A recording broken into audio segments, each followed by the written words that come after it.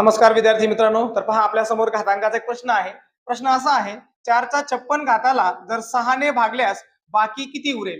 तर मुलांनो यासाठी आपल्याला एक शॉर्ट ट्रिक वापरायची आहे. तर ती ट्रिक कशी आहे मुलांनो अगोदर ती समजावून घ्या. जर मुलांनो तुम्हाला 4चा घातांक काही पण दिला असेल, तर प्रत्येक वेळेस त्याचं बाकी किती उरणार यासाठी एक ट्रिक आहे. तर ती कशी आहे ती समजून घेऊ. मुलांनो उदाहरणार्थ समजा मी जर 4चा घातांक 1 घेतला. 4चा घातांक 1 म्हणजे किती मुलांनो 4 आणि याला जर आपण 6 ने भागलं मुलांनो तर पहा 6 ने 4 ला भाग जात नाही म्हणजे 6 0 0 म्हणजे बाकी किती उरले मुलांनो त्या ठिकाणी 4 म्हणजे इथं बाकी किती उरणार आहे 4 उरणार आहे. ओके.